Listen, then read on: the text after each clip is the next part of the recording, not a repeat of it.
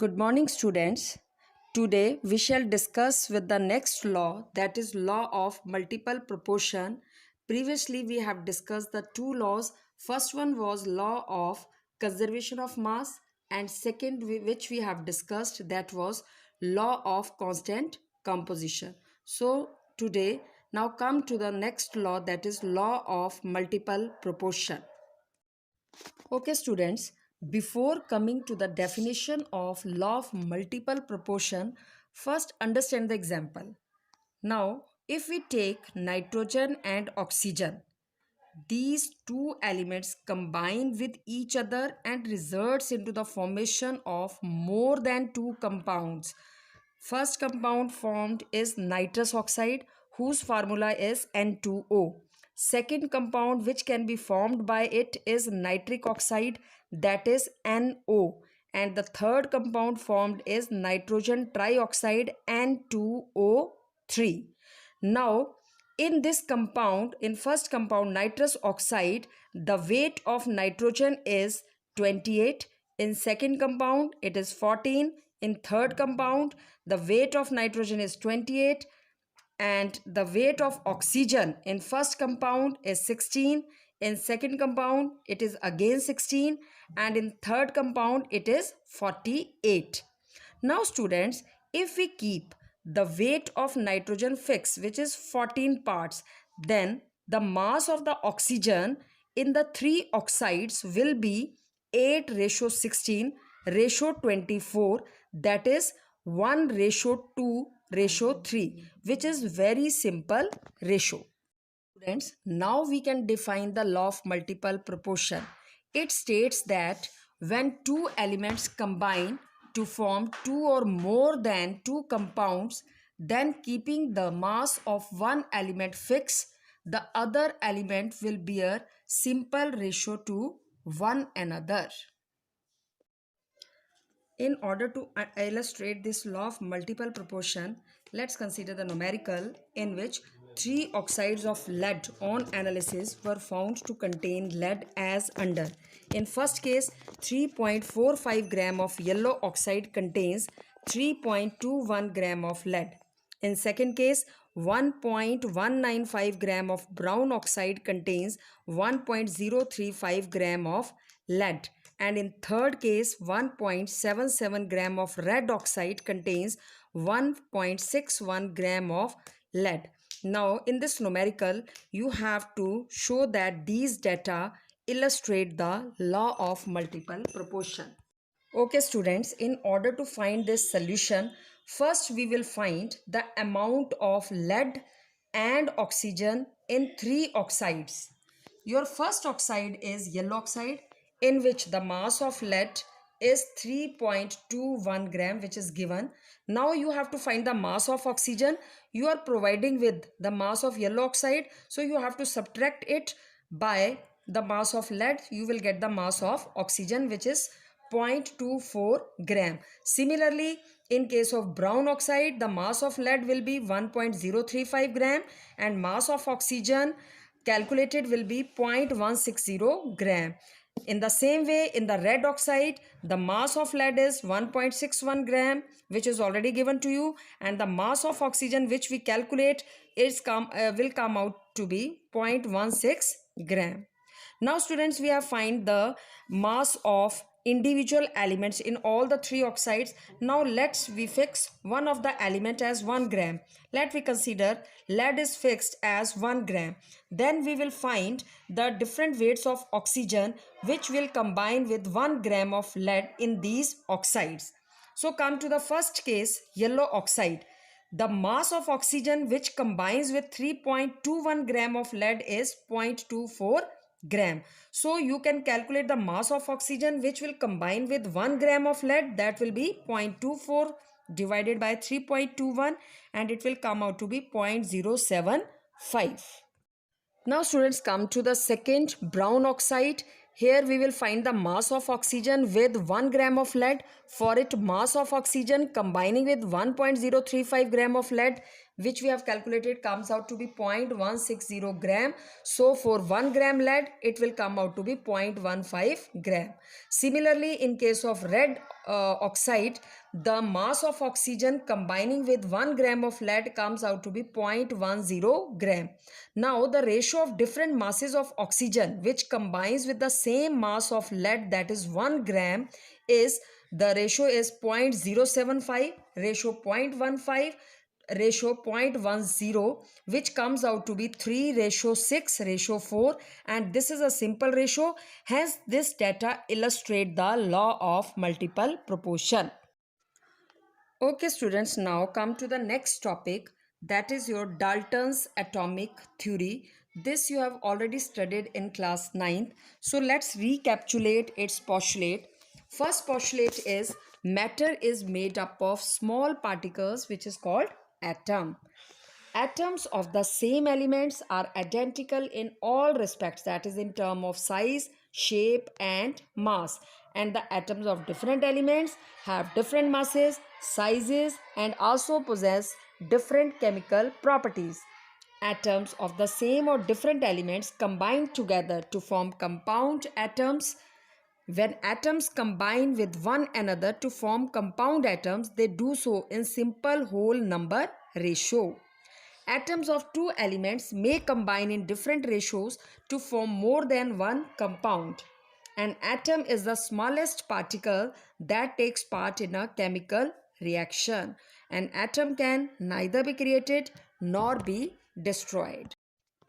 Now students, we have recapitulated the postulates of Dalton's atomic theory, but its all postulates are not applicable.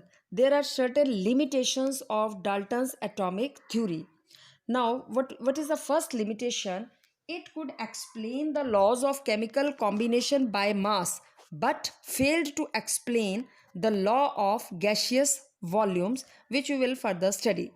Secondly, it could not explain why the atoms of different elements have different masses, sizes, valences, etc. Why do the atoms of same or different elements combine at all to form molecules? So these are the certain limitations which were not explained by the postulates of Dalton's atomic theory.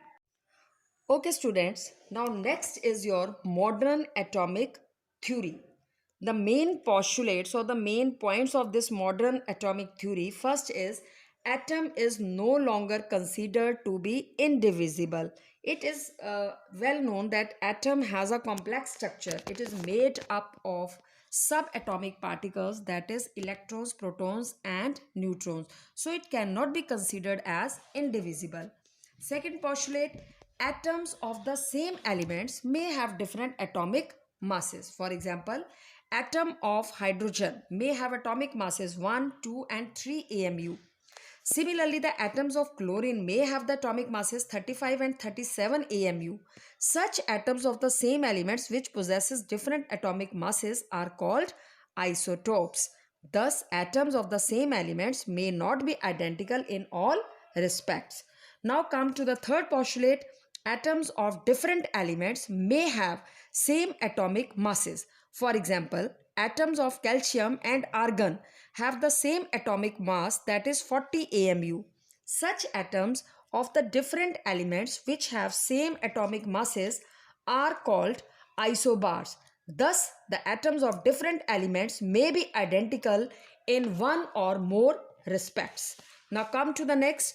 The ratio in which the different atoms combine with one another may be fixed and integral, but the ratio is not always simple. For example, the ratio in which the elements carbon, hydrogen and oxygen combine to form a molecule of sugarcane, that is C12H22O11, is 12:22:11, which by no means is simple. However, this ratio is fixed and also is integral. Next is atom is the smallest particle that takes part in a chemical reaction. And the last is atom is no longer indestructible. By carrying out the nuclear reactions, atoms of the element may be changed into another. Okay students, now come to the next law, that is Gay-Lussac's law of gaseous volume. Before coming to its definition, consider for illustration the following example. In first example, hydrogen and chlorine combine together forming hydrogen chloride. In it, one volume of hydrogen and one volume of chlorine always combine to form two volumes of HCl gas. Similarly, in case of the reaction between hydrogen and oxygen, two volume of hydrogen combines with one volume of oxygen and form two volume of water. Similarly, one volume of nitrogen combines with three volume of hydrogen and form two volume of ammonia. So, from the examples which we discussed right now, how we can state the Gay-Lussac's law of gaseous volume. When gases react together, they always do so in volumes which bear a simple ratio to one another and to the volumes of the products, if these are also gases under similar conditions of temperature and pressure.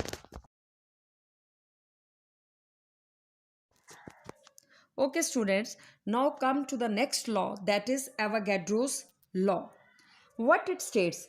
It states that if you take equal volume of two gases and providing the temperature and pressure of the two gases taken are same, then the two gases, if they consider equal volumes, then the molecules in them will also be same. So what is its statement? It states that equal volume of all the gases under similar conditions of temperature and pressure contains equal number of molecules. Now, we will discuss the applications of Avogadro's law. With the help of Avogadro's law, we can find the atomicity of an elementary gases. Its second application is we can find the relationship between the molecular mass and vapor density of a gas, and its third application is we can find the relation between the mass and the volume of a gas. Now we will discuss them one by one. Okay students, now come to the first application. First application of it is in the calculation of atomicity of elementary gases. You are well aware with the term atomicity. Atomicity is the number of atoms of the elements present in one molecule of the substance. Now, we will take the example of oxygen and we will calculate its atomicity from two volumes of hydrogen. When reacted with one volume of oxygen, it results into the formation of two volumes of water. Now, applying the Avogadro's law, two n molecules of hydrogen will combine with n molecules of oxygen to form two n molecules of water. In taking one molecule of water, it will consist of one molecule of hydrogen and half molecule of oxygen. Thus, it is clear one molecule of water contains half molecule of oxygen, but one molecule of water contains one atom of oxygen. Hence, half molecule of oxygen is equal to one atom of oxygen. So, one molecule of oxygen is equal to two atoms of oxygen. Thus, atomicity of oxygen is 2. So, we have find the atomicity of oxygen from water by using this Avogadro's law. Okay students, now come to the second application. Second application, in it we have to find the relationship between the molecular mass and vapor density of a gas. Student, first you should know what is vapor density of a gas. Vapor density of any gas is the ratio of the density of that gas to the density of the hydrogen. Now, density of the gas means mass of certain volume of the gas at STP, and density of hydrogen we can write as mass of the same volume of hydrogen at STP. Now, applying the Avogadro's law, mass of n molecules of the gas divided by mass of n molecules of hydrogen, which is further equal to mass of one molecule of gas to the mass of one molecule of hydrogen. Now, mass of one molecule of the gas means molecular mass, and we know that mass of one molecule of hydrogen is 2. So, we have concluded that molecular mass comes out to be twice of vapor density. So, this relation you have to keep in mind, that molecular mass is always the twice of vapor density of the gas. Okay students, now come to the third application, that is to find the relationship between mass and volume of a gas. Now we have just derived that molecular mass is twice of vapor density. Now expand the vapor density 2 into mass of certain volume of the gas at STP to the mass of same volume of hydrogen gas at STP. Now certain consider it as 1 liter, so the this formula will become 2 into mass of 1 liter of the gas at STP divided by mass of 1 liter of hydrogen at STP. Now the student, the mass of 1 liter of hydrogen at STP is fixed, it is 0.089 gram. So the formula becomes molecular mass equal to 2 into mass of 1 liter of the gas at STP divided by 0.089, and when you will solve 2 over 0.089, it will come out to be 22.4 into mass of 1 liter of the gas at STP, which is further equal to mass of 22.4 liter of the gas at STP. Thus 22.4 liters of any gas at STP weigh equal to molecular mass of the gas expressed in grams. This is called gram molecular volume law.